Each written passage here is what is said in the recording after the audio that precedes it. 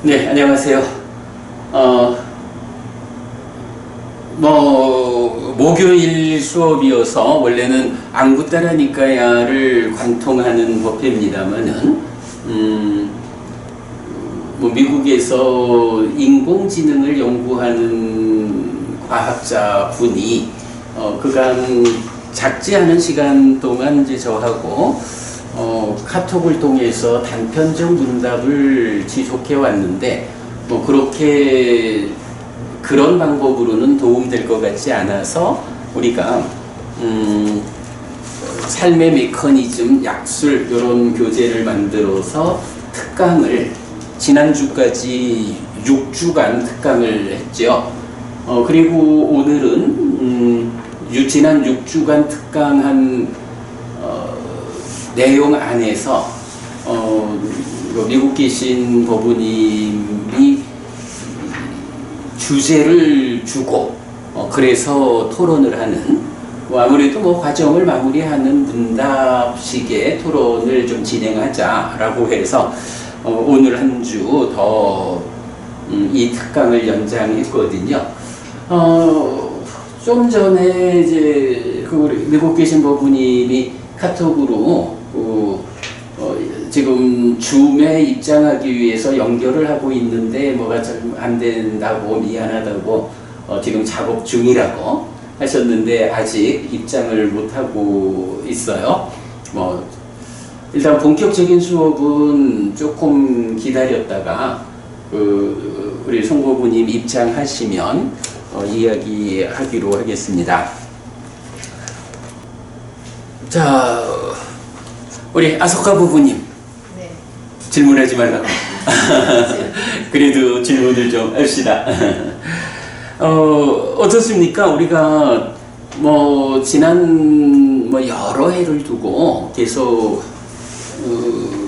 삶의 메커니즘, 사실 메커니즘이라고 우리가 이름을 붙였지만 사는 이야기죠.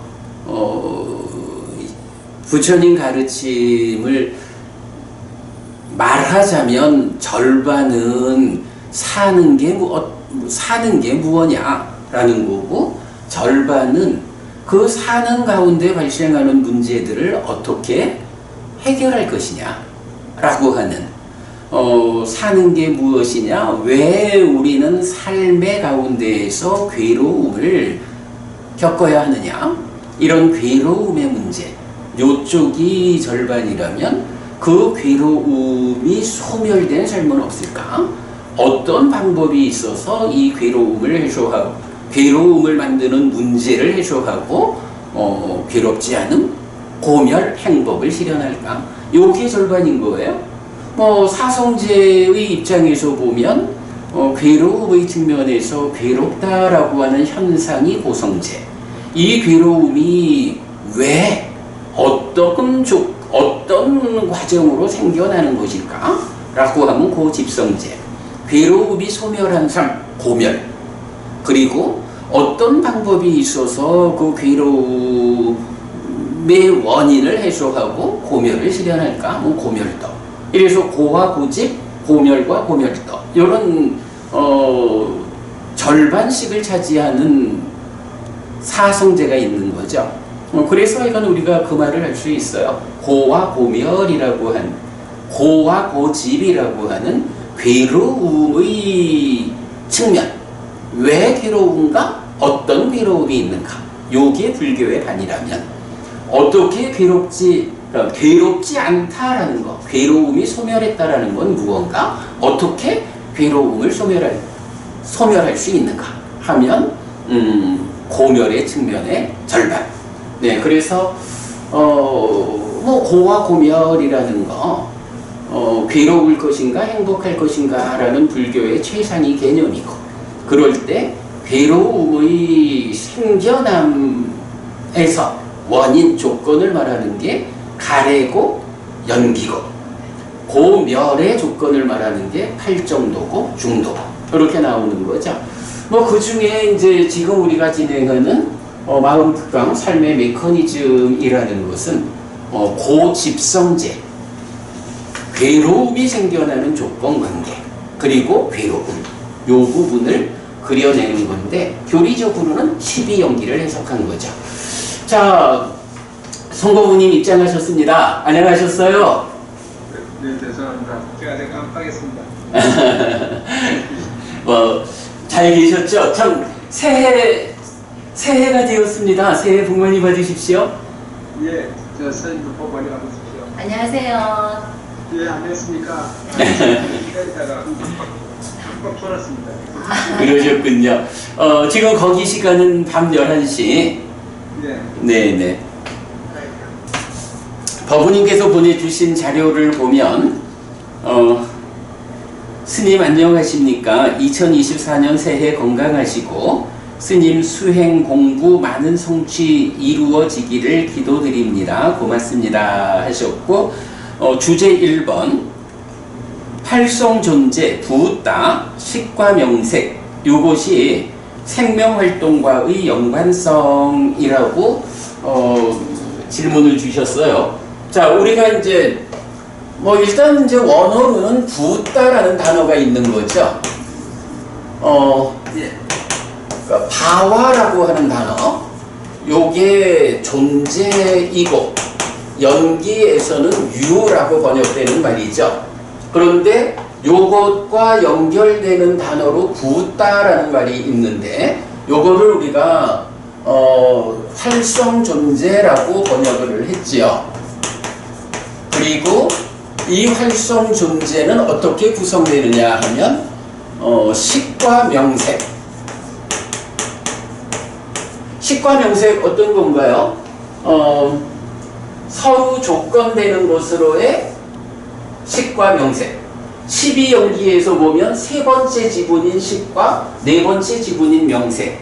요 두 가지가 서로 조건되기 때문에 제각각의 의미를 갖지 않고 함께 해가지고 나라고 하는 존재 의미를 갖게 되죠. 그래서 그 의미를 우리가 활성 존재라고 번역하고 있죠. 바와 존재라고 하는 거는 말하자면 이거는 오온에 대한 집착 상태, 오치온이다 이래 해야 될 텐데 이 활성 존재는 오온에다가 더하기 촉과 작의라고 하는 두 가지 활성 요소가 더해져 있죠. 그래서 오온, 오치온이라는 나의 활성된 상태. 오온이라는 것이 지난 삶의 과정이 누적되어 있는 요거라면 그 지난 삶의 과정이 누적되어서 형성된 내가 지금을 살고 있다 라는 이런 촉과 작의라는 두 가지 활성 요소를 포함한 개념이 부따 활성 존재다. 자, 이렇게 이제 우리가 알고 있는데 이런 부따라는 것이 이제 질문 주신 거는 생명 활동과의 연관성 이래 하셨어요.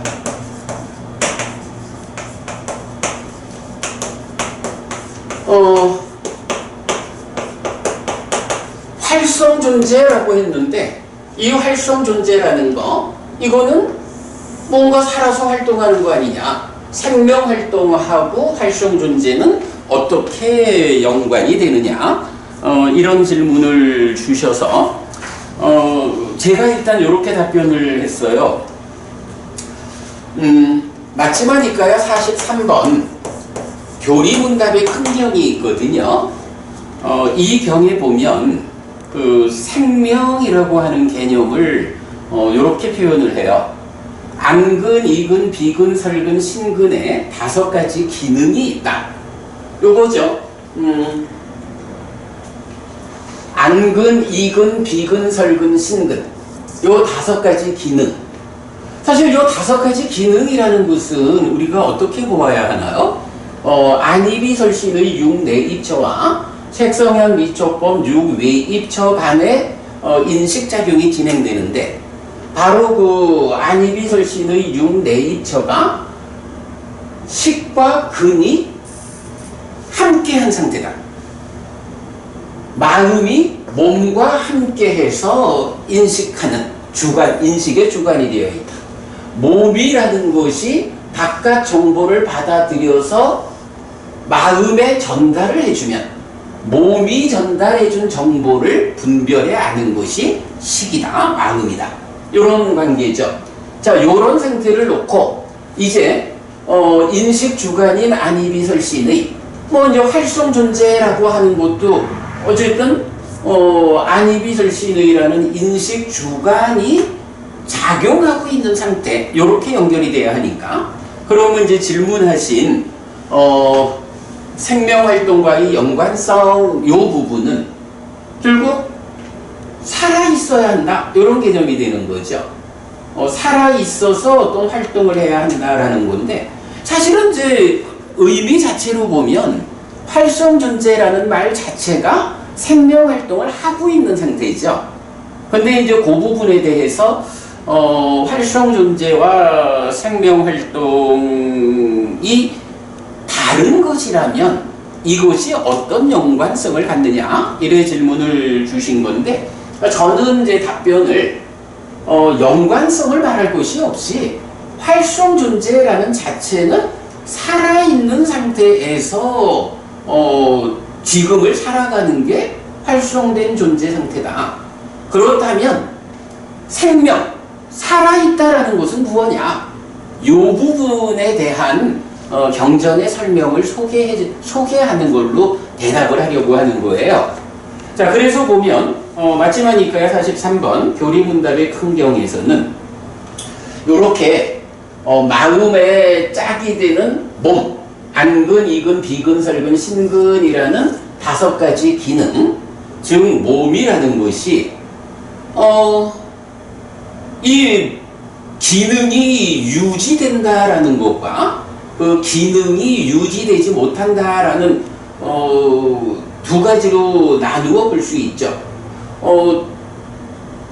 기능이 유지되지 못한다라는 것은 몸 자체가 몸으로서 보는 일을 못하고 듣는 일을 못하고 이런 얘기가 되죠. 그거는 죽었다라는 얘기거든요. 생명력을 잃어버리면 더 이상 몸이 마음과 함께 함으로써 나의 몸이다라고 불리지 못하고 그냥 물질, 고깃덩어리가 되고 만다고요. 안근 내지 신근이라는 이 기능을 몸이다라고 하는 것은 이게 살아있다라는 게 전제가 되는 거거든요. 그렇다면 이 5가지 기능이 유지된다라고 하는 것은 바로 살아있다라는 얘기고, 경은 살아있다라는 그 부분을 생명력을 가지고 있다, 이렇게 표현을 하는 거예요. 생명력이라는 개념이 나타나요. 자, 그러면서 일단 몸은 생명력을 조건으로 유지가 되고 있다. 생명력이 있어야 이게 고깃덩어리가 아니고 내 몸이다. 그래서 인식작용에서 그 물질 세상을 그 정보를 받아들이는 기능의 역할을 한다, 이렇게 되는데, 그렇다면 그 생명력이 있어야 근이 유지된다면 그 생명력도 또한 무언가 조건에 의해서 유지되어야 한다. 생명력은 무엇을 조건으로 유지됩니까? 라고 할 때 경은 체열을 조건으로 생명력이 유지된다. 달리 말하면 우리는 보통 36.5도 36.5도라는 이 기준되는 온도를 유지해야 잘 살아있는 거죠. 그런데 이제 가끔씩 보면 추위에 얼어 죽었다 라고 하는 경우 보면 체온이 떨어지는 거잖아요. 체온이 떨어진다라는 요 상황을 말하기를 체열이 유지되지 못해가지고 생명력을 잃는다, 이렇게 되는 거죠. 그래서 근이라는 것은 생명력을 조건으로 유지되고, 생명력은 체열을 조건으로 유지된다. 그렇다면 생명력을 유지하는 체열은 또 무엇을 조건으로 유지되느냐 라고 할 때 경은 다시 그 체열이라는 것도 생명력을 조건으로 유지된다.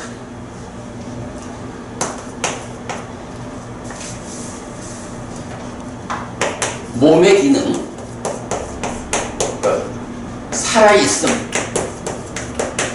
살아있다라고 하는 거는 생명력을 조건으로 유지되는데 이 생명력은 무엇을 조건으로 합니까? 라고 하니 체열을 조건으로 한다. 그러면 체열은 무엇을 조건으로 합니까? 라고 하니 다시 생명력을 조건으로 한다. 라고 해서 생명력과 체열이라는 것은 서로 조건되는 관계다. 요런 이제 특징을 보여주거든요. 그래서 기본적으로 우리가 이 몸으로 살아있다라는 것은 체열이 받쳐줘야 하고 그로 인해서 생명력이 유지돼야 한다. 체열이 떨어지면 생명력을 잃게 되고 또 생명력이 상실되면 죽어가지고 체열을 잃게 되고 이런 서로 조건됨을 이제 말하고 있거든요. 자, 아소카 부부님, 그러면 우리가 그 서로 조건된다라고 하는 게 요런 그 몸을 유지하기 위한 생명력과 체열 요 두 가지만 있는 건 아니죠. 서로 조건되는 게 어디에 또 있죠? 식과 명색. 그렇죠. 식과 명색이 서로 조건되죠. 그래서 식만으로 존재할 수 없는 거예요. 중생은 명색이 함께 해야 되고 또 명색도 식 없이는 존재할 수 없다. 그래서 식과 명색이 서로 조건되기 때문에 함께 해야만 비로소 존재의 의미를 가지고 그 존재의 의미를 부었다. 탈성존재라고 말하고 있는 거죠. 또 있죠. 서로 조건되는 거. 무명과 번뇌. 그렇죠. 여기 보면 딱가 안에서 번뇌와 무명이라는 게 있는데 2차 인식은 식이 수를 인식할 때 상이 공동주관으로 참여한다. 상의 공동주관으로의 작용성이 번뇌다. 그러면 번뇌가 공동주관으로 참여해서 무명이 생겨나죠.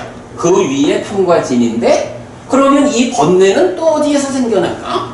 라고 할 때 마지막이니까요. 9번 정견경에서는 요 답을 주죠. 번뇌는 다시 무명을 조건으로 생겨나죠.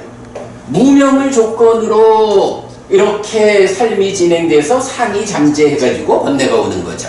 그래서 무명과 번뇌도 서로 조건되고 그러면 서로 조건되니까 결국은 함께하는 의미를 갖죠. 무명과 번뇌가 함께한 그 존재 상태를 뭐라고 하죠? 치. 예, 그게 치죠. 승부부님 뒤에 질문에서 보면 요 유사한 내용이 나오던데 그 치라고 하는 게 무명과 탐진이 있을 때 2차 인식의 결과로 무명과 탐진이 생기잖아요. 그럴 때 치라는 것은 조건에 해당하는 번뇌와 무명을 함께 말하는 것. 조건과 결과를 함께 말하는 것이 치다라는 부분도 뒤에서 또 좀 설명돼야 하거든요. 자, 이렇게 우리가 살아있다라고 하는 거, 몸의 기능이 유지된다라는 것은 서로 조건되는 것인 생명력과 체열 두 가지가 받쳐줘야 한다. 자, 그런가 하면 같은 경에서는 또 이어가지고 그렇다면 우리가 살아있다라는 것이 이렇게 생명력과 체열 두 가지만 있으면 되는가? 할 때 그러지 못한 게 있죠. 생명력과 체열이 있다라는 것은 몸의 상태를 살아있는 상태로 정의해 주죠. 근데 이 몸이라고 하는 것이 혼자 있을 수 없죠. 그래서 이제 경은 한 단계 더 나아가서 죽었다라는 것, 죽었다라고 하는 것은 어떤 상태입니까? 라고 할 때 생명력이 없어지고 체열이 떨어지고 그 다음에 식이 떠난다. 이런 표현을 하죠. 왜냐하면 생명력과 체열이라는 것은 명색 중에 색을 유지해 주는 거거든. 그런데 이것은 식과 조건되어 있죠. 죽는다라고 하는 것은 사실은 식이 떠나는 거죠. 식이 떠났다라고 하면 생명력을 상실하게 되고 그러면 체열이 떨어지고 네, 이런 상태를 보여주죠. 그래서 같은 주제의 2번 생명력과 체열과 식의 세 개의 법들이 이 몸을 떠날 때 이 몸은 무감각한 나무 토막처럼 던져지고 팽개쳐져 누워 있습니다. 라고 해서 5가지 기능인 몸은 생명력과 체열로 유지되고 나라는 존재는 생명력과 체열인 몸과 그리고 식이 함께한 상태로 있다. 이렇게 몸이라는 존재 상태와 몸을 포함한 몸과 식이 함께한 나라는 존재의 그 생존 상태, 삶이 유지되는 상태를 교리문답의 근경은 이런 방법으로 제시하고 있다. 자, 그래가지고 법우님께서 생명활동과의 연관성이라는 질문을 하셨는데 저는 요거를 두 개가 서로 다르면서 어떤 연관이 있다 이렇게 말하지 않고 결론을 생명활동이 유지되고 있을 때 촉과 자극의 활성 요소에 의해 삶이 전개된다. 즉 생명력과 체열에 의해서 몸이 유지되고 식이 떠나지 않고 함께 있는 요런 조건이 갖추어졌을 때 촉과 자극이라는 두 가지 활성 요소에 의해서 삶이 활성적으로 전개된다. 이거는 활성 존재와 생명활동과 어떤 연계가 있는 게 아니라 생명활동이라는 이것이 그대로 활성 존재의 삶이다. 네, 삶이다. 이렇게 이제 보아야 한다. 요거를 따로 보지 말자. 이렇게 1번 주제에 대해서 제가 정리를 해봤어요. 성모님 요 주제 지금 교재를 못 읽으셔서 좀 그러긴 합니다만은 추가적으로 좀 더 하실 말씀 있을까요? 그런데 거기에 이제 저희들이 이제 프로그램을 할 때에 이제 기계에는 그런 것을 줄 수가 없으니까. 그렇지, 생명력이라는 개념이 없죠. 예. 그래서 그게 좀 어렵습니다. 예, 뭐 이건 뭐 이런 기계와 인간의 차이니까 뭐 이런 차이가 너무나 큰 차이이기 때문에. 그렇죠. 예. 그러니까 일단은 뭐 이 수업에서는 기계와 인간이 그런 차이가 있다. 어쩌면 극복하지 못할 문제일 수도 있다. 예. 뭐 이런 점을 확실히. 건드리지 않을까. 네. 그리고 있습니다. 네. 그래서 지금 결론적으로 보면 생명력과 체열이 몸을 살아있는 상태로 만들어주고 그럴 때에 식이 떠나지 않고 있다. 그래서 예. 네, 그러니까 결국은 식이라는 게 그냥 어떤 말하자면 데이터 자체로 있는 게 아니라 데이터를 몸통으로 하는 마음이다라는 요 특성을 극복하지 못하는 게 기계의 문제다. 이렇게 보겠죠. 예. 뭐 이건 그런 정도 하고 그럼 요 1번 주제 넘어갈까요? 예. 그러면 이제 그것이 살키고 제일 그게 인공지능이 안 되는 가장 큰 이제 근원적인 문제입니다. 네네. 그렇게 생각합니다. 그러니까 이제 아마도 뭐 제가 이제 그 법우님의 연구 영역은 뭐 잘 모르지만 말하자면 아무리 과학이 발전을 해도 생명을 창출할 수는 없다. 예. 라는 점에서 예. 식이라는 이 마음이 인간의 마음을 만들어낼 수는 없다라는 한계는 인정을 하고 그 상태에서 데이터가 어떻게 접근을 하면 가장 인간의 마음, 이 식이라고 하는 데이터를 몸통으로 하면서 마음으로 살아있는 요것에 근접할 수 있느냐 그런 접근의 밀접성 이게 하여간 인공지능이 접근해 가야 하는 방향이다 이렇게 볼 수 있겠네요. 예. 그런데 근원적으로는 이제 불가능하다고 보겠습니다. 근원적으로. 예, 뭐 제 생각에도 이건 뭐 불가능한 문제다라고 봐야겠죠. 보통 이제 요즘도 보면 인공지능과는 별개로 뭐 세포를 복제한다든가 뭐 이제 이런 경우들이 있잖아요. 예. 요새 어젠가 그저께인가 뉴스 보니까 한국에도 그 반려견이 엄청 많잖아요. 예. 그러니까 반려견이 아무래도 뭐 수명이 짧으니까 먼저 죽지요. 그런데 그 반려견을 유전자를 복제해가지고 똑같은 반려견을 만들어내는, 이래서 그 뭐 윤리적인 문제 이래 나오는데 그 부분을 좀 생각해 볼 필요가 있어요. 반려견이 죽었는데 그 유전자 뭐 세포를 복제해가지고 새로운 강아지를 태어나게 한다라고 하면 이게 새로운 생명을 만들어내는 것이지 않느냐? 이제 이렇게 볼 수가 있는데, 그 차이가 뭐냐 하면 우리가 이제 그 얘기를 하잖아요. 태어난다, 윤회한다라고 할 때 그 윤회하는 자가 누구냐라고 하면 일단 식이잖아요. 이 식이 뭐 6개로서 지수화풍 공식 6가지 요소 상태로 옮겨가는데, 식이 붙잡으면 거기에 명색이 있다. 그러니까 몸이 있다라고 하지 않고 명색이 있다라고 표현을 하거든요. 그러니까 어머니 아버지에 의해서 준비된 수정란이라는 거는 그냥 식이 찾아왔을 때 그대로 식과 만나기 위한 그러니까 물질적 요소로만 존재하느냐고 그게 아니죠. 그러니까 수정란이라고 하는 것은 그래 이미 어머니의 유전자 절반, 아버지의 유전자 절반이라고 해서 식이 찾아올 수 있는 조건을 갖추고 있는 거예요.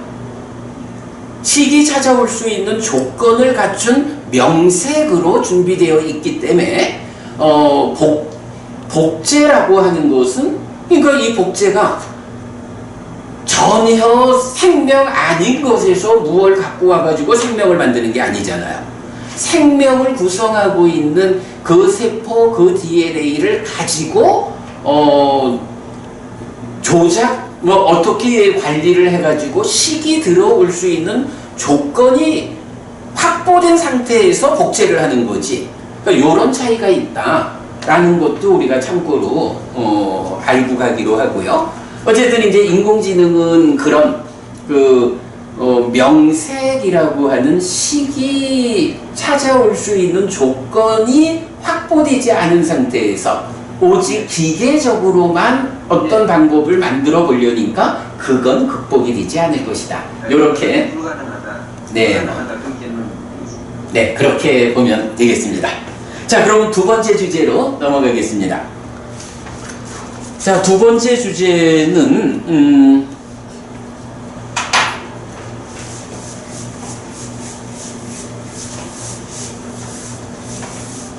지난번에 우리가 시스템, 개에 대한 이야기를 했고 송거부님이 제가 그린 그림이 잘못됐음을 지적해 주셨거든요.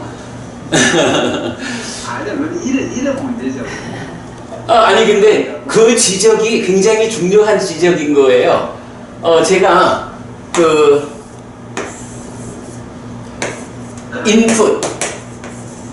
인풋과 아웃풋을 놓고 이것을 시스템이라고 얘기를 했었잖아요. 네. 그런데 이제 법우님께서 그게 아닙니다. 이 인풋과 아웃풋을 망라한 이것이 시스템 개고, 요 안에는 시스템이 아니고 프로세스다. 요걸 이제 알려주셔서 역시 현업에 계신 분한테 배워야지. 그런데 이제 요 내용으로 이제 보겠습니다. 법우님께서 두 번째 주제로 주신 것이 1차 인식의 과정이에요. 자, 1차 인식을 이제 어떻게 그리셨냐 하면,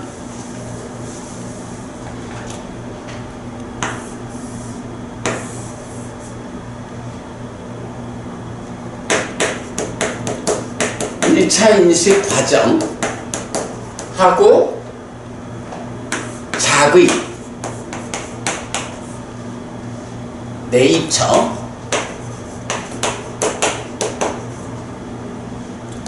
외입처,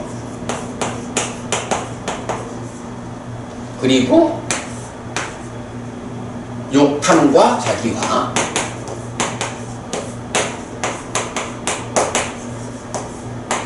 자, 요렇게 1차 인식의 과정을 그려놓고 몇 가지 질문을 하셨거든요. 예. 자, 아소카 부부님, 네. 이 그림이 타당한 그림인가요? 상당히 그럴듯해 보이기는 해요. 근데 그 자기가 들어가는 게 조금 저는 그죠? 네. 송거부님, 요 그림이 잘못됐어요. 예. 예. 자, 여기서 그럼 뭐가 잘못됐다고 봐야 할까요? 자기는 네이처에서 웨이처를 인식하는 자체가 자기인데 자기가 인풋으로 들어가는 게 저는 이상해요. 그러니까 방금 보았던 요 프로세스, 1차 인식 과정은 프로세스란 말이야. 그러면 작의라는 것은 인풋이 아니고, 네, 인풋이 그죠? 아니죠. 인풋이 아니고 프로세스가 작의다. 지난주에도 제 송고부님 요 작의라는 거에 대해서 많이 어려워하셨던 게, 제가 요 그림을 보고 나니까 알겠는 거예요. 아, 송고부님이 작의를 인풋으로, 그러니까 작의가 내입처, 외입처 이런 것처럼 어떤 별개로 참여하는 이렇게 작의를 보고 계셔서 그간 그 좀 대화에서 차이가 있었구나 하고 느껴졌어요.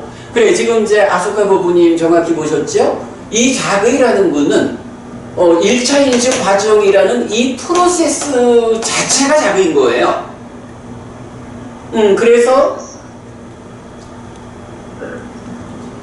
제가 볼 때는 송고부님 요 작의가 그러니까 인풋이 아니고 프로세스다 라는 요 관점으로 그림을 바꿔놓을 수 있으면 우리가 이제 지난번에 법우님한테 작의의 상당 부분을 욕탐으로 떼어주십시오. 법우님이 작의에 대해서 너무 많은 역할을 작의에 두고 있는데 생각하시는 작의의 역할 중에 상당 부분을 떼어서 욕탐으로 넘겨주십시오 이랬거든요. 그러니까 법우님은 지금 작의가 인풋이다 생각을 하고 있으니까 무언가 작의에 대한 헷갈림이 있는 거예요. 제가 법우님 작의에 대한 개념의 많은 부분을 욕탐으로 넘기십시오 라는 요 얘기는 뭐냐 하면 이제 이 그림으로 보면 법우님이 생각하는 인풋으로의 작의가 사실은 인풋이 아니고 인풋이라고 보고 계신 그 작의의 역할이 다 욕탐의 것이고 욕탐은 인풋으로 오는 거예요. 네. 그리고 작의라는 거는 이렇게 내입처라는 인풋이 외입처라는 인풋을 받아가지고 욕탐이라는 인풋과 함께 여기서 아웃풋이 뭐가 되나요? 1차 인식. 아웃풋이 뭐냐 하면 식이 되는 거죠. 네, 1차 인식. 그렇죠. 요 개념으로 그러니까 요거를 바꿔주는 게 핵심인 것 같아요. 예. 자, 하여간 요 얘기입니다. 작의라고 하는 거는 프로세스지 인풋이 아니다. 그러면 내입처가 외입처를 대상으로 욕탐을 공동주관으로 해서 식이라는 아웃풋을 만드는데 이 아웃풋이 만들어지는 프로세스가 뭐냐?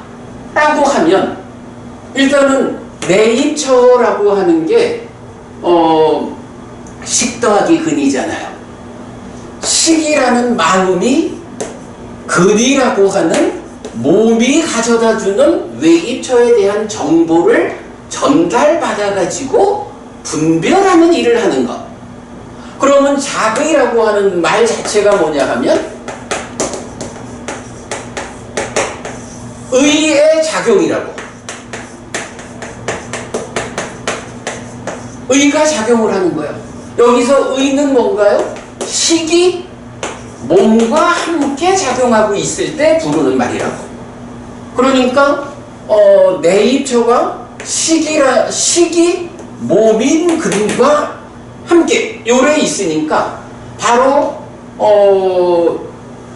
여기서 보면 요 식이라고 하는 요게 몸과 함께 하기 때문에 요 식을 의라고 부른다 하는 거고, 이 의라고 부르는 몸통으로는 식이 작용을 하는 게 작은 거예요. 그 식이 작용한다, 의가 작용한다라는 그게 1차 인식이라는 요 프로세스 안에서 진행되고 있는 거라. 그러니까 작의는 이런 인풋으로의 어떤 것이 아니고 세 가지 인풋 가운데에서 첫 번째 인풋인 네이처가 대상으로 들어오는 인풋 외입처를 또 하나의 인풋인 욕탕을 공동주관으로 외입처의 정보를 받아들이자. 근을 통해서. 그러면 근을 통해서 받아들여서 전달받은 의가, 달리 말하면 식이 몸이 전달해주는 요 정보는 요러요러한 거구나 라고 분별해서 아는 걸로의 아웃풋 식을 만드는 요런 프로세스 자체가 작의다. 의의 작용이다. 예, 하여간 그 작의라는 말이 인풋이 아니고 프로세스다. 요 개념으로 거부님 좀 작의에 대한 관점을 바꾸시면 뭐 요점이 그건 것 같아요.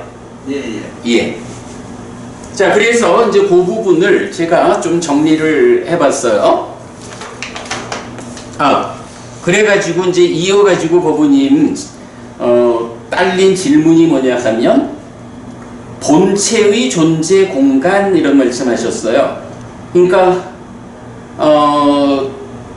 본체에서 체라는 것이 실체에서 장소, 공간, 존재 이렇게 말씀을 하셨고, 용이라는 것으로 우리가 지난주에 최상용에 대한 이야기를 한번 했던 그 내용이죠. 예. 그래서 용은 작용 현상에서 실체 존재로서의 요래 하셨는데, 요 부분은 일단은 그 체가 따로 있다고 보지 않아야 한다. 여기서 세 가지 인풋, 내입처라는 인풋, 외입처라는 인풋, 욕탐이라는 인풋이 그대로 다 이게 체요.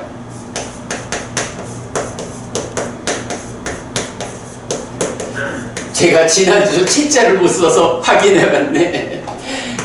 이게 체야. 다만 내입처, 외입처, 욕탐이라고 하는 이게 1차 인식이라는 이 프로세스로 들어오는 인풋이다. 그런데 그래서 이 자체가 체인데, 그렇다고 해서 이 체가 뭐 힌두교에서 말하는 아트만, 본질, 실체 이건 아니죠. 그래서 제가 표현하기를 세 가지 인풋 모두 자체로 체다.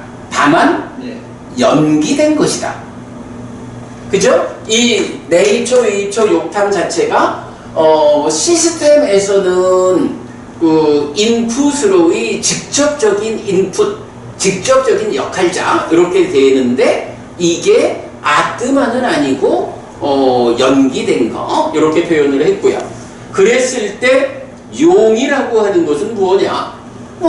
네이처라고 하는 체는 인식 주관이라고 하는 용이 있는 거예요. 외입처라는 체는 인식 객관이라는 용이 있고요. 욕탐이라는 체는 인식의 공동주관으로서의 용이 있는 거예요. 상 이름은 불리기를 내입처, 외입처, 욕탐이라고 불리는 거고요. 요렇게 그 체와 용에 대해서는 답을 찾으면 될 것 같고, 그런가 하면 이제 부부님 이러한 본체가 어떤 존재 공간, 그러니까 어떤 공간성을 가지고 존재하는 것이냐, 그러니까 말하자면 말로만 있는 것이냐, 실체가 있는 것이냐, 이제 이런 측면으로 볼 수가 있거든요. 그런데 사실은 이게 다 체라는 것 그 자체가 존재하고 있는 거죠. 존재하고 있는데 다만 우리가 존재하고 있는 것은 어떤 상태로 있나요? 물질이거나 물질 아닌 것이거나 또는 물질 가운데서도 보이는 것으로 있거나 보이지 않는 것으로 있거나 이제 이렇게 되죠. 그러면 문제는 이게 정말로 세 가지 인풋이 체여 연기된 거지만 체여라고 하면 그거를 어떻게 확인할 수 있느냐, 볼 수 있느냐 하는 요 부분도 이제 필요하다라는 내용이 질문에 있는 것 같아요. 그래서 자 그러면 아소카 부분이 이런 네이처, 웨이처, 욕탐 이런 그 1차 인식을 구성하는 세 가지 인풋 이 체는 어떻게 확인할 수 있죠? 네이처는 존재이니까 나지 인식 주관이 나지. 네, 웨이처는 보이는 것은 그대로 존재하는 것이다 라는 거니까. 그렇죠. 네. 그리고 욕탐은 네, 보이나? 우리 마음속에서 이렇게 어떤 의도가 진행되어 온 거니까 눈에 보이지는 않죠. 그래 이제 그 내용을 보면 사실은 네이처도요. 내가 나 자신의 네이처, 나의 식이 몸이라는 거에 눈에 보입니다만은 사실은 또 몸도 그 작용성이라고 하는 게 눈에 보이는 건 아니야. 네. 그러면 이런 식이라고 하는 마음하고 몸의 작용성이라는 기능, 몸의 기능하고 이런 거 눈에 보이는 건 아닌데 이걸 어떻게 실체를 확인하죠? 여기에서 이제 그래 이런 부분이 있을 수 있죠. 자, 우리가 어찌 보면 그 실체를 확인한다라는 것보다는 그 실체가 작용하고 있는 작용성을 보면서 내가 지금 이렇게 생각하고 있잖아, 말하고 있잖아, 보고 있잖아. 그러니까 이게 나지. 이렇게 작용성에 의해서 확인을 하죠. 보통은. 그런데 그럼에도 불구하고 그거 말고 작용성 말고 본체를 확인해 보자 라고 하면 그 본체의 확인은 어떻게 해야 될까요? 요런 부분이 남아요. 자, 그럼 이제 우리가 사띠라는 게 있잖아. 사띠가 뭐예요? 한마디로 말하면 내 마음의 현재를 발견하는 것, 내 마음의 현재 상태에 눈 뜨는 것, 이러죠. 그러면 사띠라고 하는 것은 어찌 보면 그 본체적인 면보다는 작용성에 눈 뜨는 이런 측면으로 좀 이해가 쉬울 거예요. 그러면요, 이런 작용성 말고 본체를 좀 들여다보자. 내 마음이라는 거, 본체를 들여다보자. 욕탐, 관심이라는 거, 이거 본체를 들여다보자. 어떻게 할까? 아소카 법님, 어떤 방법으로 그게 가능할까? 수행으로 밖에는. 수행이라고 말하면 너무 포괄적이지. 수행 중에, 답은 수행이죠. 수행 중에 구체적으로. 아니, 내가 앉아서 호흡을 보자. 이러고 해도 수행이잖아. 법의 위파사나. 그렇죠. 법의 위파사나라고 하는 게, 그래. 호흡을 붙잡고 마음이 집중되어서 삼매에 들었어. 그러면 그 삼매 상태에서 마음이 일어나가지고 내적인 심의 사마타의 과정으로 가라앉혀 가면 법이 드러난다. 그러면 드러나는 법을 관찰하는 게 법의 위파사나. 그래서 드러나는 법의 무상을 보는 일, 법의 위파사나를 통해서 여실지견하고 이어서 번뇌를 부수는 사마타 위파사나. 이렇게 전개가 되잖아요. 그럴 때에 특히 이제 마치마니카야 111번 순서대로 경에서 보면 사리푸타 존자의 그 수행의 과정을 설명하고 있죠. 그래서 거기서 보면 법의 위파사나를 닦았다 차례대로 순서대로 할 때 거기서 뭐가 나와요? 초선에 가면 초선에는 이러한 것들이 있다 라고 초선을 구성하는 법들을 발견하잖아. 분별하잖아. 법이 드러나는 거거든. 그게 법의 밑바사나의 본질이잖아요. 그럼 거기에서 보면 심이라는 것도 찬다, 관심이라는 것도, 의도라는 것도, 이런 부분들이 그냥 그 작용성에 의해서 확인한다가 아니고 그거를 직접 본다라는 거잖아. 그러니까 이제 이런 그 1차 인식의 네이처, 웨이처, 욕탕 이런 인풋이 체라면 이 체를 어떻게 확인할 것이냐라고 하면 일반적으로 우리가 조금 관심을 기울이면 내 안의 상황에 눈을 뜬다, 삿디하면 그 작용성으로 확인할 수가 있죠. 그리고는 그 본체로 확인하자라고 하면 이제 수행이 깊어져야 돼. 그래서 이 수행이 삼매를 성취하고 삼매 위에서 법을 드러내는 과정을 거쳐서 드러나는 법을 직접 보는 그게 본체를, 그러니까 체를 직접 확인하는 방법이 되죠. 그러니까 이런 부분은 일상에서 접근할 수는 없고 수행의 측면에서 접근해야 하는 이런 부분인데 중요한 건 그거 같아요. 우리가 지금도 할 수 있는 거는 내가 잘 주목만 하면 작용의 측면에서 확인할 수가 있어요. 그러나 그것을 본체로서 확인하자 하면 수행의 등지가 높아져서 법의 밑바사나 해서 내적인 심의 사마타로 법이 드러나줘야 드러나는 법을 직접 확인할 수 있다.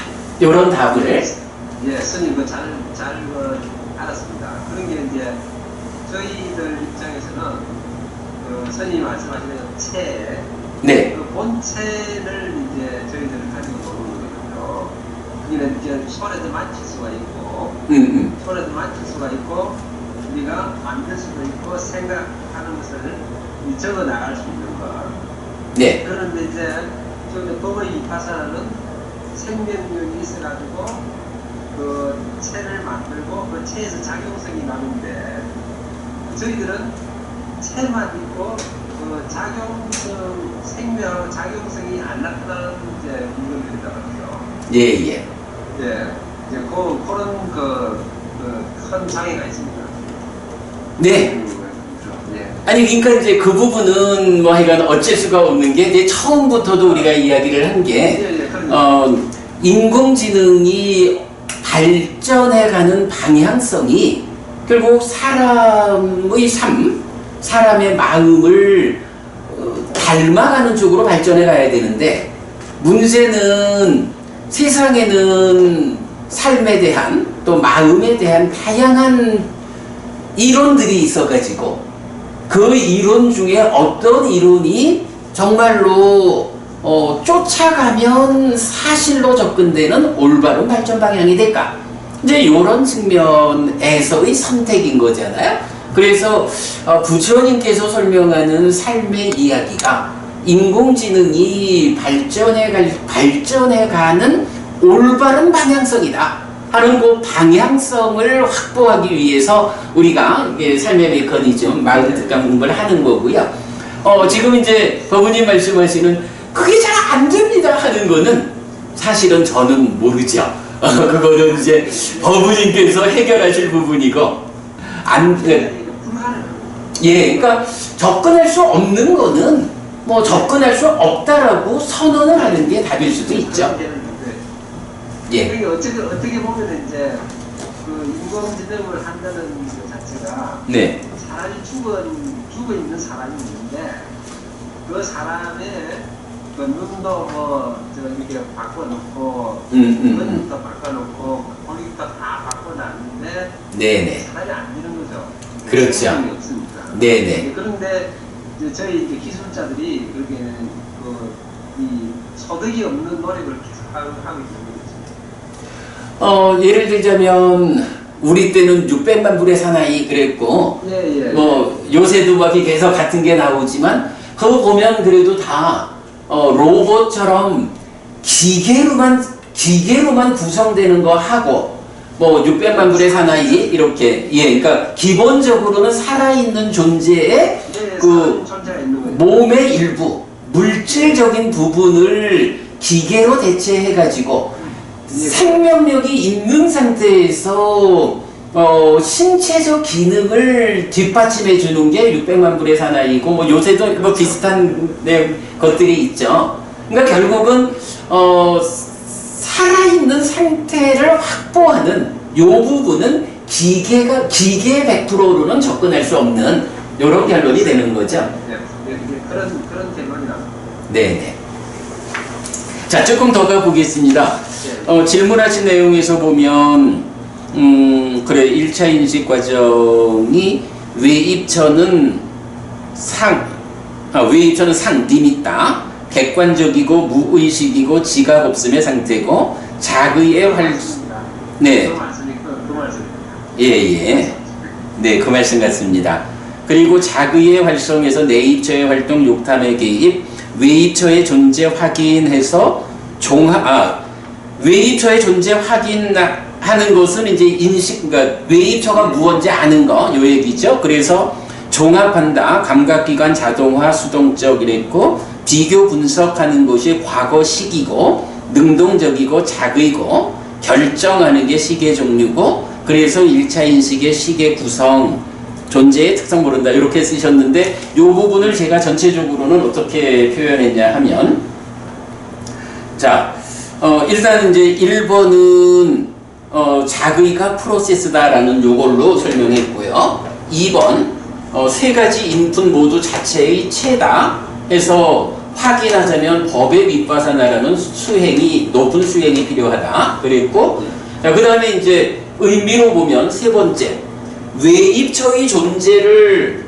확인해서 그 정보를 받아들이고 식에 전달하는 거 요거는 내입처를 구성하는 근이다. 몸이죠. 몸이 그 역할을 하죠.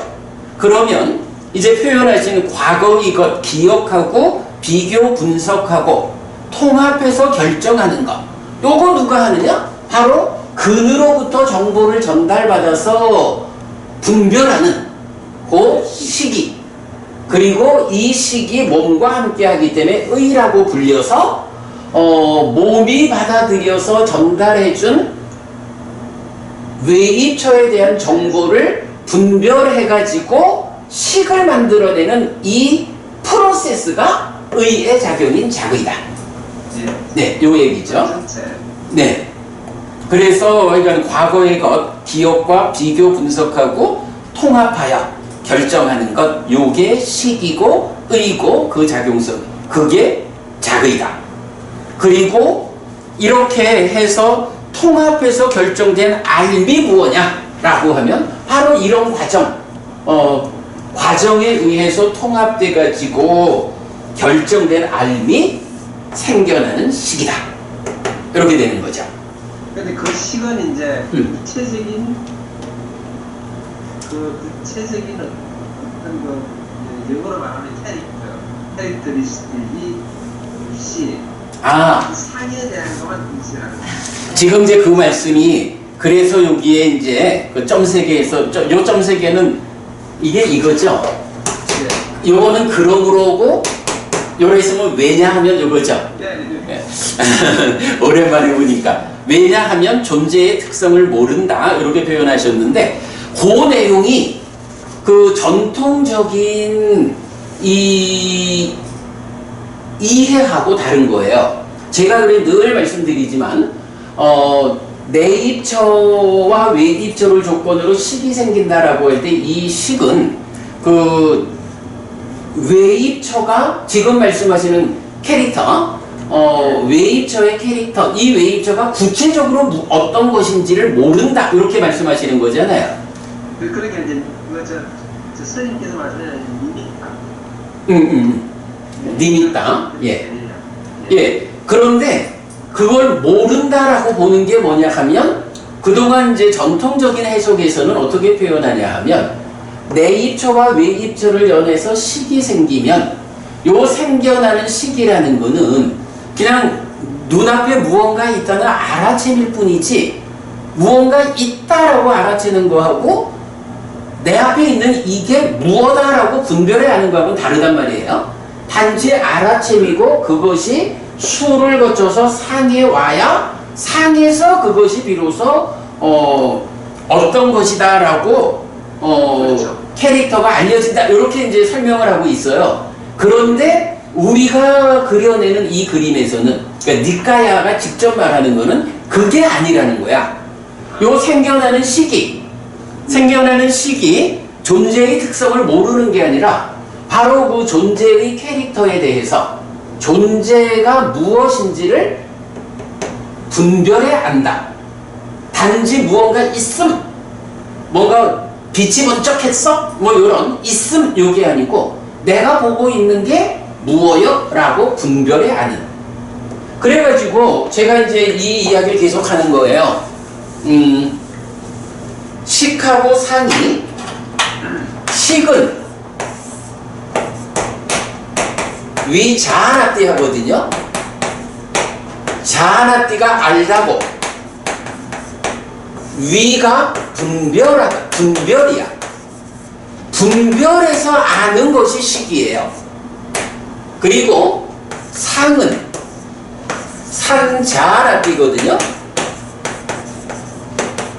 똑같이 알다인데 여기서 사는 위드 함께 아는 거예요. 그러면 전통적으로는 이 식이라는 것은 단지 알아채이고 상에 와가지고 그게 무언지 분별해야 한다, 인식한다 이렇게 말을 하지만 경이 알려주는 단어의 의미는 여기 식은 분별해야 하는 거예요. 아, 무언가 있다라고 알아채는 게 아니라 지금 화면에 송보부님이 계시다라고 내 눈에 들어오는 요 웨이브 대상이 지금 화면에 송보부님이잖아 라고 분별해 아는 것이 식이라는 거야.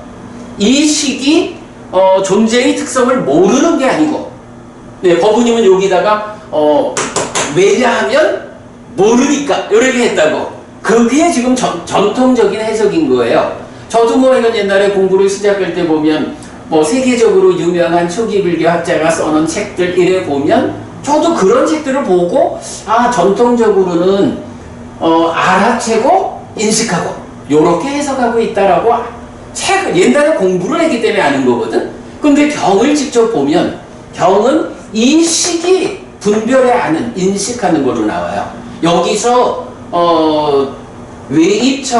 외입처의 특성을, 캐릭터를 모르고 단지 알아챌 이게 아니고 대상의 캐릭터를 여기서 아는 거예요. 그리고 상이 산자나티 함께 한다라고 하는 거는 바로 이어지는 2차 인식의 공동주관으로 참여한다. 요 개념이거든요. 이렇게 식은 분별해 아는 거고 상은 함께 아는 걸로의 그 공동주관, 이렇게 경을 볼 수 있어야 1차 인식, 2차 인식 해가지고 삶이 이런 메커니즘을 설명할 수 있게 되죠. 아니 그럼 스님 그럼 이런 경우에는요. 네. 예를 들어서 뱀을 예를 든다고 하면은 새끼줄하고 뱀하고가 두개가 있는데 근데 스님 말씀대로 하시면은 그 뱀이 네네. 그 새끼하고 뱀하고 구별이 되지 않습니까? 네네. 네. 그런데 우리는 이제 두 가지 경우가 있어요. 새끼하고 뱀하고 봤는데 그냥 새끼도 뱀으로 보고 뱀도 뱀으로 보고 하면은 그 구별이 안 되는 거죠. 그러니까 그렇죠. 뱀이다. 하고 새끼도 뱀을 알고 뱀도 뱀을 알고. 그러니까 새끼줄을 보고 뱀인 줄 알아가지고 놀라가지고 하는 거죠. 예. 그 경우죠. 예, 그럴 때는 이제 스님 말씀하시는 거는 그 1차 인식에서 저거는 새끼가 뱀이 있는데 뱀이다 하고 분별해서 안 되는 거죠. 네네. 그런데 또 한 가지는 뱀인데 그 뱀이 독이 있느냐 없느냐를 또 알 수가 있지 않습니까? 네네. 그래서 돈이 있고 없고는 그 상에서 알 수 있는 게 아닌가 그런 예를 들었어요. 자, 아스카 부부님 여기서는 어떤 답이 필요할까요?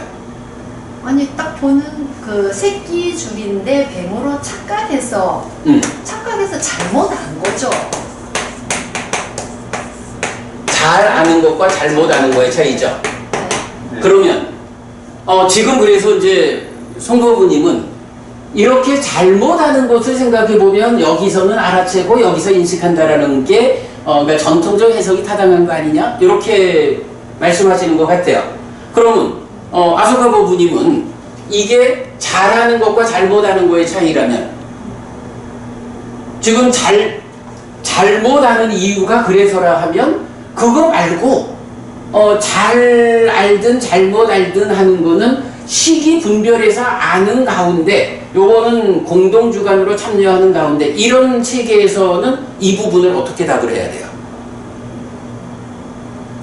여기에서는 이런 거 있지 않을까? 본방도 우리가 사띠 이야기를 했잖아요. 사띠 이야기 하면 뭐 이제 기능이라는 게 뭐 사띠 삼매 지혜 다 이런 건데 똑같이 교리문답의 큰 경에서 보면 이제 이 식하고 대비해 주는 게 하나 있어요. 뭐가 대비되죠? 식과 대비되는 거? 뭐 대비? 그러니까 함께 하는 거. 여기서 지혜를 말하거든? 지혜라는 것이 식과 함께 해요. 근데 우리가 요 5가지 기능이라는 것을 마음과 다른 거 이렇게 보지 않죠? 마음이 성장한 거, 알통이 생긴 거 이렇게 말하잖아요. 식에다가 뭐 요기식이든 대상에 따라서 식에다가 지혜를 세우는 거야. 그래가지고 식이라는 것은 어떤 일을 하나요? 분별에 아는 일을 하는 거야. 그리고 지혜라는 것은 어떤 일을 하나요? 꿰뚫어하는 일을 하는 거야. 지금 이제 성도부님 말씀하신 잘 모르기 때문에 분별에 아는 일을 잘 못하다 보니까 새끼를 보고 뱀이라고 잘못 알아가지고 황당스러워하는, 놀라 도망가는 이런 문제가 있거든요. 요거는 식이 분별하는 것이 아니라서가 아니고 식은 분별에 아는 일을 하는데 문제는 뭐가 없는 거예요? 지혜가 없어가지고 조금 어둑어둑하다거나 뭐 이럴 때 그냥 새끼줄이 하나 놓여 있는데 그 새끼줄을 정확하게 새끼줄이라고 분명하게 보지 못해가지고 저렇게 생긴 건 뱀이잖아 라고 잘못 알고 놀라서 도망을 가는 거예요. 이거는 기억과 그렇죠. 과거의 기억과 그럼 여기서 기억이 쓰이는 거죠. 이래서 지금 말씀하신 그 부분, 그 새끼를 뱀으로 잘못 보는 이런 현상은 식이, 그래서 이제 경은 그렇게 말한단 말이야. 지혜는 닦아져야 하는 것이고 식은 완전히 알려져야 하는 것이고 이래가지고 지혜로운 자냐 지혜롭지 못한 자냐 요런 차별에 의해 가지고 똑같은 대상을 바르게 하느냐 잘못하느냐 하는 게 적용되는 거지. 그것 때문에 식과 상의 개념이 달라지는 건 아니에요. 예, 지금 말씀하신 건 하여간 지혜라는 관점, 마음이 지혜라는 것으로 성장했느냐 성장하지 못했느냐 요 측면으로 보아야 돼요. 그러면 그 지혜는 녹탐 속에서 나오는 건가요? 지혜는 일단 그 마음을 팔에다 비유한다면 이 팔에 알통이 없이 그냥 팔만, 가느다란 팔만 있으면 뭐 이런 거 의자 같은 거 못 들잖아요. 힘이 부족해서. 지혜라는 거는 이 팔 안에 알통이 딱 찬 거요. 알통이 있으면 의자 든다고요. 네. 이렇게 마음이라는 팔에 그 내부적으로 알통이라고 하는 마음의 성장 부분이 있는 거야. 그 성장 부분이 사띠고 삼매고 지혜고 이런 거거든요. 그래서 이 지혜가 욕탐에서 나온다 이래 볼 게 아니라 지혜는 수행에서 나오는 거. 역으로 욕탐을 잘 제어하는 데서 그 수행을 통해 가지고 욕탐을 제어하는 데서 지혜가 나오는. 결국 식이라고 하는 이 마음을 힘있게 하는 알통을 만드는 거. 요게 사념처 수행, 또 사마타 위파사나 이런 수행이 되는 거죠.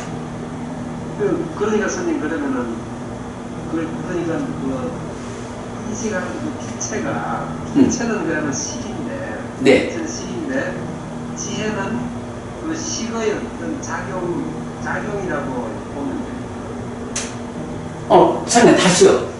식은 이제 식이 저 본체가 되고 예. 체가 되고 네네. 그 체의 그 어떤 한정이라든지 아니면 역할. 역할에서 지혜가 들어간다. 아니지. 지혜는 그 식이라는 체가 성장하는 거지. 그러니까 식이라는 체가 50이라는 숫자로 있을 때 잘못 그러니까 보는 능력이 부족해서 새끼를 100으로 잘못 볼 수가 있다라고 한다면 이 식이라는 것의 그 체를 그러니까 본질 자체를 100의 상태로 만든다. 이러면 잘 보아가지고 새끼줄을 보고 뱀이라고 잘못 보아서 놀라지 않는 이런 상태가 되고, 그러면 50 상태의 식이 인식하면 잘못 인식하게 한다. 요거 작용이 되죠. 100이라는 지혜를 키워가지고 지혜로서 성장해서 100의 수치를 가지는 식은 이것에 작용해서 잘 알게 되죠. 요런 작용성이죠. 식의 작용성으로 지혜를 볼 수는 없고 식이 그대로 성장한 거. 이렇게 보셔야 되죠. 성장. 식의 성장, 식의 확장. 예. 그러니까 마음이 커지는 거지. 예. 그러니까 두 사람이 길을 가도 그렇죠. 한 사람은 새끼줄로 보는데 한 사람은 그렇죠. 마음의 크기의 차이죠. 그 마음의 크기가 식이라고 하는 상태에 지혜라고 하는 알통을 성장시키는 걸로 마음이 커지는 거. 요거랑은 전혀 관점이 다른 거죠. 네. 자, 그렇게 이제 두 번째 주제 1차 인식에서 통합해서 결정된 알미 식이다라는 것까지 마친 거로 하고요. 자, 세 번째 주제로 넘어가겠습니다. 자, 세 번째 주제는 이제 심의 발생 기점 이렇게 쓰셨어요. 주제 3 심의 발생 기점에서 2차 인식 탐과 진 더하기 치의 개입, 그리고 무명치 탐진의 개입, 심행의 출현, 심의 발생 이렇게 하셨는데, 요것도 같은 개의 측면에서 보면 좋을 것 같아요. 자, 1차 인식은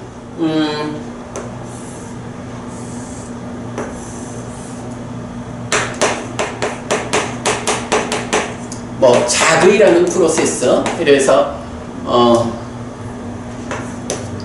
내입처, 외입처, 욕탐,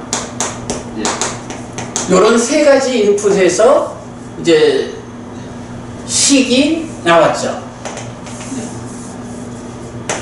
식이 이제 아웃풋이 됐어요. 그러면 여기서 내입처, 외입처, 식이 3, 4화합 해가지고 촉이 생기고, 촉하고 활성요소. 그러면 여기서 수가 생기거든요. 그럼 요렇게 식과 수가 생긴 상태에서 이제 2차 인식이라는 것은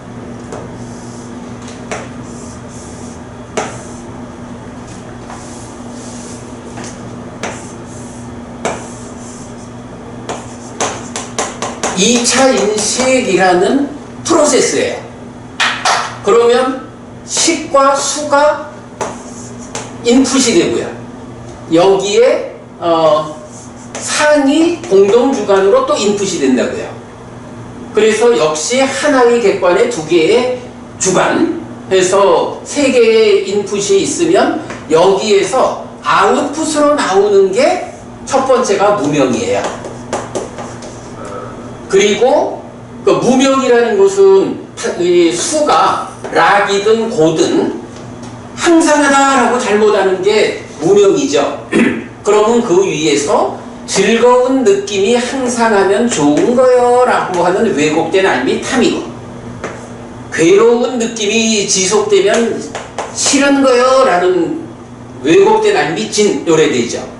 그리고 요 상이 작용성으로 번뇌 이래가지고 무명과 번뇌가 함께하면 요거를 치라고 한다. 그래서 탐진치 요 부분을 지난주인가 이건 관리학기 좀 설명드렸죠. 자, 그러면 일단은 여기서 2차 인식이라고 하는 요 프로세스에서 보면 인풋이 식과 수와 상이고 아웃풋이 무명, 탐진 요래 되는 거예요. 이런 상태에서 이제 경은 뭐라고 말하냐 하면 상과 수가 심행이다 이렇게 표현을 해요. 그러면 상과 수가 심행이라는 것은 어떤 의미냐? 식이 상이 공동주관으로 참여하는 가운데 수를 인식해서 무명과 탐진이라는 결과를 만들면 이때에 그러면 이제 식이라고 하는 거는 이렇게 외입처에 대한 알을 논통으로 하는데 그게 수에 대한 알민 탐을 만드는 거야. 그러면 식이 수를 상이 공동주관으로 참여한 가운데 즐거운 느낌이 항상 아닌가 좋은 거 이런 왜곡된 안민 탐을 만들어서 몸집을 부풀리게 되면 식이라는 마음이 탐으로 커졌어. 요거를 뭐라고 부를까? 라고 하니까 요걸 심이라고 한다는 거죠. 그래서 심이라는 것이 이제 요렇게 알려지면 이 얘기를 할 수가 있는 거예요. 상과 수가 무엇입니까? 아, 식이 상과 수의 과정으로 탐을 만들어서 몸집이 커지면 그걸 심이라고 불러. 그러니까 심은 어떻게 형성되나요? 심의 형성작용. 심은 어떻게 생겨나나요? 상과 수의 과정으로 생겨나는 거예요. 요 개념이 상수, 심에는 상수이잖아요. 자, 지금 이제 보면 법원님께서 그 심이 발생하는 요 과정에 대해서 역시 그 시스템의 문제, 인풋, 아웃풋에 대해서 정확하게 정리를 못 하신 거예요. 자, 지금 여기서 말하는 심행이라고 하는 거는 결국 뭔가요? 상과 수에 의해서 심이 만들어지는 요 과정, 요게 심행이야. 이 심행은 2차 인식의 프로세스야. 아까 작의가 프로세스였듯이 심행은 프로세스가 되는 거죠. 그래서 상과 수의 이런 과정을 통해서 탐을 만들어내면 탐이 아웃풋으로 나오면 식이 탐으로 몸집을 부풀려진 상태가 심이라는, 그러니까 이 결과로는 탐이 생겨나고 그 결과로 식이 커진 것을 심이라고 부르는 이런 상태가 되는 거죠. 그래서 심행은 프로세스야. 자, 이럴 때 지금 법우님이 질문하신 내용으로 보면 2차 인식에서 상 그리고 탐진 플러스가 개입한다라고 했는데 개입이라는 개념은 이것도 어떤 형태의 인풋이 된다는 말이잖아요. 그런데 인풋이 아니고 탐진, 치는 이게 이제 인풋인 상까지를 같이 말하니까 빼고 무명이라고 하는 아웃풋, 무명과 탐진이라는 아웃풋이 생겨나면 그 아웃풋으로 몸집이 커진 걸 심이라 한다. 이렇게 보아야 해요. 그래서 2차 인식상 탐진 플러스 치의 개입이라는 요 표현이 적절하지 않다.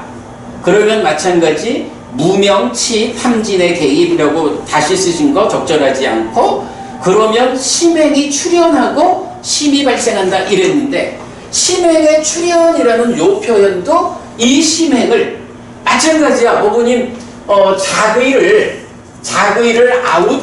인풋으로 생각하셨든, 그러니까 자의라는 것이 무언가 어떤 체가 있는 법으로 보시는 거였잖아요. 근데 그게 아니고 자의는 프로세스입니다. 이렇게 보았듯이 지금 이제 마찬가지 심행이 출현한다라고 하는 것도 심행을 하나의 체로 보신 거야. 그런데 그게 아니고 심행은 2차 인식의 프로세스야. 이렇게 보시면 답이 되죠. 네. 그러면 그렇게 해서 심이 발생한다. 심이 생겨난다. 그럼 뭐 주제 3번은 이렇게 보면은 이 앞에 설명한 게 다 맞춰주니까 뭐 간략한 답이 되겠죠. 네. 그럼 요거 넘어가고요. 그 다음에 이제 보자. 그 부분을 내가 어떻게 정리했냐 하면, 예, 주제 3 심의 발생 기점. 2차 인식의 개에서 인풋은 식수상이고 아웃풋은 무명탐진. 이때 심행은 프로세스다. 거기서 식 더하기 탐으로 정의되는 심이 생겨난다. 이렇게 정리했고요. 자, 그 다음에 이제 마지막 주제 4번입니다. 인식하는 실체, 인식하는 내용. 그래서 식을 동작시키는 실체가 있느냐, 존재 장소, 발생 기점, 시점 이렇게 이제 하셨는데, 뭐 제가 볼 때는 주제 4 질문의 요점은 식을 동작시키는 실체라는, 그러니까 식이라는 것이 어떤 게 있어서 그 식을 스위치를 누르면 작동하듯이 이렇게 동작. 우리가 볼 때 의식이라는 거하고 연관을 지어서 네. 말씀하신 어떻겠습니까? 의식이라는 것도 식의 일부 되는, 의식이 뭐냐 하면 안입이 설신의 안식, 이식, 비식, 설식, 신식, 의식 이럴 때 6가지 식 중에 하나가 의식이거든요. 물론 이제 이거를 우리한테 말하면 정신이 있느냐, 그러니까 제가 뭐 사람이 할 때 의식이 있느냐 없느냐를 할 때, 그렇죠. 자기 분별을 할 수 있고 뭐 활동을 할 수 있고 자기를 정신적인 컨트롤을 할 수 있는 능력이 있는 상태, 그 상태를 의식이라고. 예, 아니 그래서 보면 그러니까 컨셔스니스라는 거죠. 예. 이게 이제 우리 그저 국내에도 국내의 니까야 번역이 이제 대표적으로 그 초기불전연구원 강국스님, 대림스님 쪽에 번역이 있고, 또 한국파알리성전협회에서 전재성 박사님 번역이 있는데, 전재성 박사님은 요 식을 번역할 때 의식이라고 번역을 해요. 지금 버부님 말씀하시는 그 의미일 거야.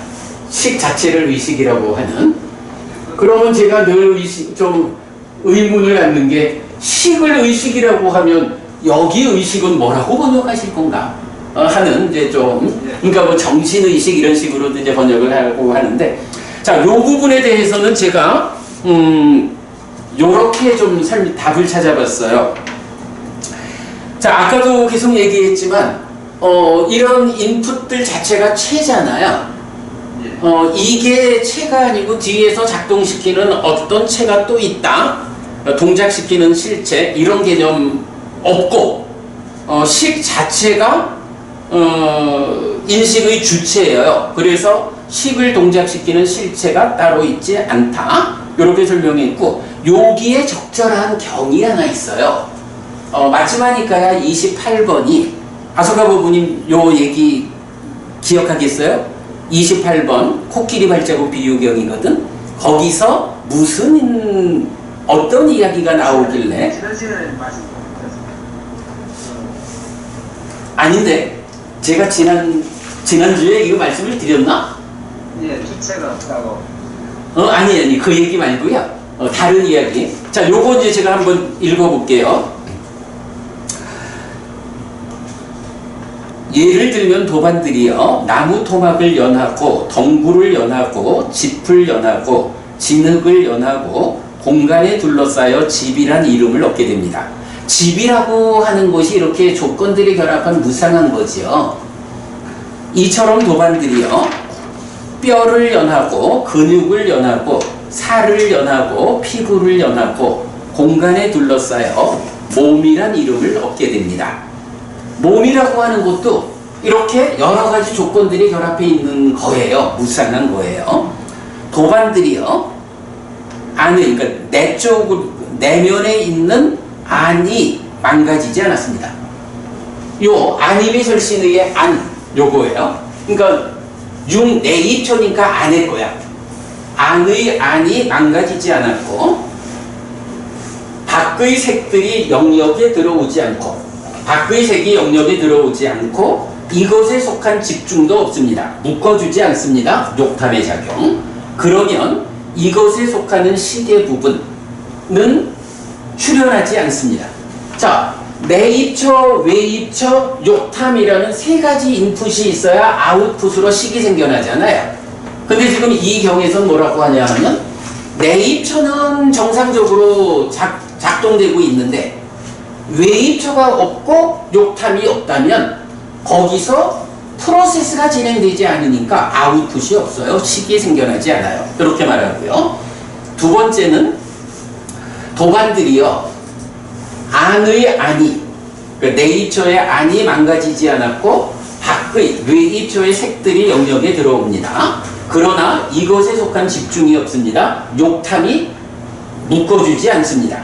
그러면 이것에 속하는 시계 부분은 출현하지 않습니다. 라고 해서 이 프로세스 안에서 세 가지 인풋이 있어야 되는데 두 가지 인풋만 있고 욕탐이라는 한 가지 인풋이 없다면 그때도 식은 생겨나지 않는다. 아웃풋이 없다. 그러나 도반들이요, 내입처의 안이 망가지지 않았고 외입처의 색들이 영역에 들어오며 이것에 속한 집중도 있을 때 이것을 묶어주면 이렇게 이것에 속하는 시계 부분이 출현합니다. 라고 해서 내입처, 외입처, 욕탐 세 가지 인풋이 있으면 그때 자의라는 프로세스가 진행되어 가지고 식이 생겨난다. 이렇게 말하는 거거든요. 이런 방법으로 있게 된 것 중에 색은 색취온을 따라가 쌓입니다. 이런 방법으로 있게 된 것 중에 수는 수취온을 따라가 쌓입니다.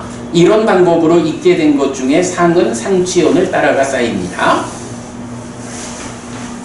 출발하셔도 돼요.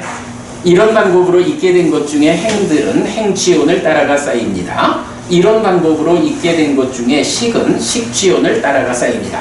뭐 요렇게 이제 마치마니까야 28 코끼리 발자국 비유의 큰 경에서 말하거든요. 그래서 요 이야기는 뭐냐 하면 이제 법우님 질문하신 그 식을 동작시키는 실체가 있느냐라고 했는데 실체라는 개념이 없어요. 다만 식이 동작한다? 그러면 그게 작의잖아요. 식의 작용. 그러면 그 작의가 되는 데는 그러니까 1차 인식을 구성하는 세 가지 인풋, 내입처, 외입처, 욕탐이라는 세 가지 인풋이 준비되어 있으면 이게 작동을 해가지고 아웃풋으로 식을 만들어내는 거예요. 오직 이 시스템이 가동되는, 그러니까 프로세스가 진행될 수 있는 인풋이 다 갖추어져 있으면 그대로 식이 동작을 해가지고 아웃풋을 만들어. 단지 요거지 이런 인풋이라는 조건의 개념을 떠나가지고 그 식을 동작시키는 어떤 것이 있느냐, 실체가 있느냐, 이런 것은 없어. 이렇게 말하는 거죠. 지금 이제 28번 경에 알려주는 거. 여기는 만약에 이게 무언가 식의 이면에서 작용하는 어떤 실체적인 것이 있어야 된다 라고 하면 이 경이 이렇게 소리질 수가 없겠죠. 내입처, 외입처, 욕탐 세 개가 다 있어야 하고 그 이면에 식을 동작시키는 실체적인 어떤 것이 있어야 아웃풋이 식이 생긴다. 이렇게 말을 해야 될 거잖아. 그런데 그렇게 말하지 않는다고요. 하여간 부처님이 말씀하시는 바로는 심이 됐든 의가 됐든 식이 됐든 이 신이라고도 의라고도 식이라고도 하는 세 가지 동질성 위에 차별성을 가지는 이 마음은 말하자면 그 자체가 실체인 거예요. 물론 여기서 실체라는 거는 책임자, 삶의 주체라는 말이죠. 아트만은 아니고 연기된 이런 건데 어쨌든 심의식 자체가 동작하는 주체이지 이거를 동작시키는 이면의 어떤 것이 따로 있지 않다. 요렇게 보시는 것이 네 번째 질문에 대한 답이 되겠습니다. 네, 잘 알겠습니다. 자, 요렇게 일단 이제 네. 결국에는 그게 이제 활성 존재가 있고 나서 심의식이 활동을 했습니다. 활동을 한다는 말씀입니다. 그렇죠.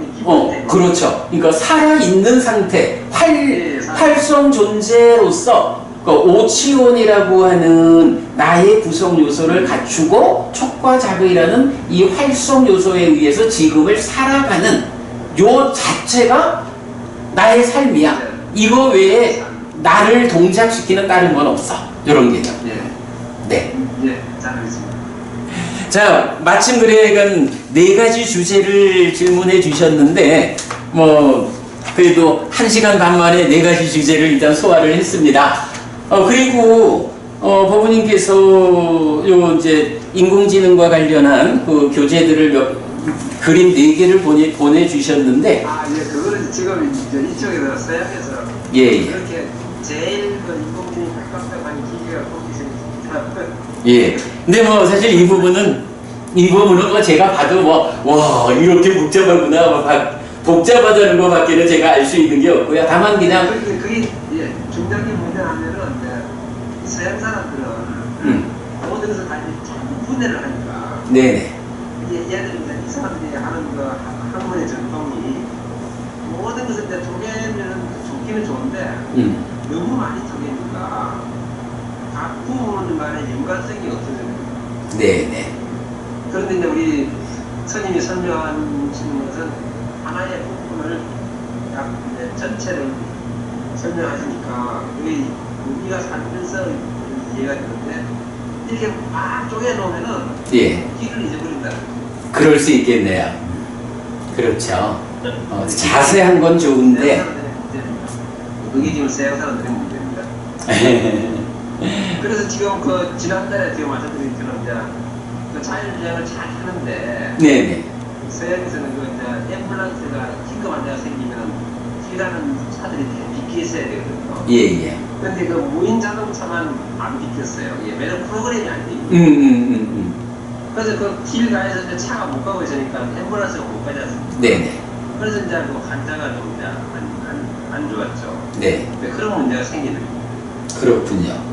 그러니까 그런 경우까지도 감안해가지고 더 복잡해져야 되는 거죠, 이제. 그러니까. 그게 이제 바로, 스스로 사유하지 못하는 데 따라서, 그런 부분까지도 다 프로그램으로 넣어줘야 한다라는 것 때문에 이제 어려워지는 거겠죠. 불가능한 거죠. 네네. 그런 말씀입니다. 네. 그게 현재의 문제긴 하지.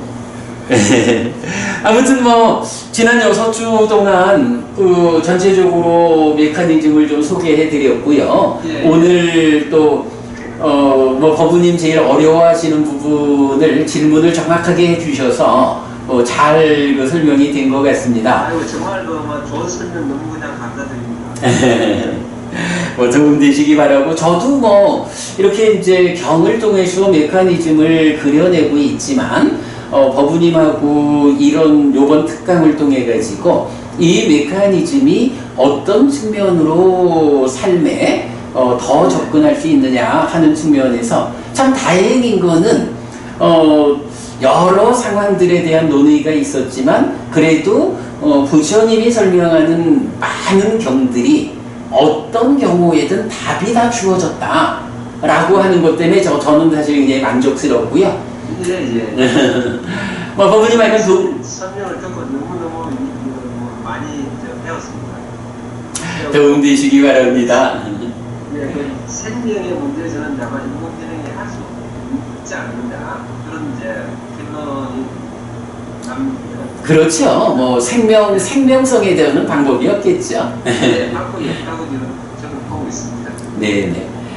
자, 그럼 뭐 우리 오늘 수업 이렇게 마무리하고요. 이제 저 그럼 예, 7주 동안 진행한 마음특강 이렇게 마치는 거로 하겠고요. 앞으로는 뭐 우리가 그동안 카톡으로만 좀 필요한 일을 하다가 이렇게 이제 줌을 통해서 대화하는 일을 이번 특강 통해서 이제 하게 됐잖아요. 그러니까 뭐 법부님 뭐 틈틈이 뭐든 또 좀 제가 필요한 일이 있으시면 아, 예, 예. 예, 뭐 언제든 연락 주시고 이렇게 이제 줌을 통해서 얼굴 보고 대화를 하면 좀 뭐 일이 훨씬 쉬워질 것 같습니다. 앞으로는 그렇게 하면 예, 참고로 뭐 여기 지금 선생님이 설명해준 이 내용들을 기반으로 해가지고 네네. 한국에 이제 뭐 있는 모처에서 네. 프로그램 잘하는 친구들이 네. 그 선생님이 설명하시는 부분을 프로그램을 하려고 노력을 하고 있는데 또 안 되면 또 질문을 드리겠습니다. 네네. 뭐 그런 분이 있다면 아니 사실 뭐 필요하다면 뭐 제가 미국도 갈 수 있는데 아, 그걸 오시죠 한번. 예, 아니, 그건 뭐 사실은 가능합니다. 그, 법부님께서, 이런 공부와 관련해서 뭐 한번 좀 와서 뭐 좀 필요한 일을 좀 하자라고 하시면 뭐 제가 언제든 가는 거야 어려운 거 아니고요. 더구나 이제 뭐 한국에 뭐 그런 연관되는 분이 있다 하시면, 네, 뭐 제가 뭐 그분 뭐 소개해 주시면 그분들에게 가서 뭐 직접 만나가지고 뭐 강의를 하든 토론을 하든 이러면 훨씬 좀 나은 결과가 피드백이 또 어머님한테 갈 수도 있겠죠. 뭐 그런 부분은 뭐 좀 그 필요에 따라서 저에게 말씀해 주시면 뭐 저는 아까도 말씀드렸지만 경을 통해서 해석해내는 이런 삶이 과하게 직접 적용될 수 있는 삶의 이야기의 정형으로 쓰일 수 있구나 하는 걸 확인하는 일이기 때문에 저는 뭐 굉장히 좋습니다.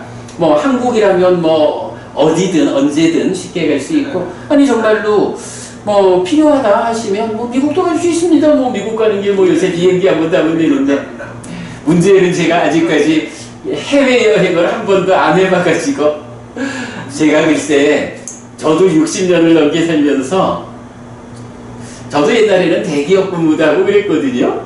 아, 예. 그런데 아직까지 한국 밖으로 한 번도 안 나가봤어요. 아, 그러면 미국 한번 오셔야죠. 한번 갈까요? 언제든 뭐 이건 필요한 일이 만들어지면 뭐 직접 한번 가는 것도 괜찮습니다. 뭐 그런 건 약간 앞으로 형편 보아서 기회를 만들도록 하고요. 예, 그럼 뭐 시간이 많이 됐는데 오늘 공부는 이렇게 마무리할까요? 아이고 제가 좀 늦어가지고 대단히 죄송합니다. 제가 기다리다가 아닙니다. 괜찮습니다. 죄송합니다. 예, 그럼 오늘 공부 이렇게 마무리하겠습니다. 7주 동안 예, 감사합니다. 그 시간 나면 또 연락드리겠습니다. 네, 뭐 자주 연락 주시고요. 7주 동안 수고하셨습니다. 또 뵙도록 하겠습니다. 고맙습니다.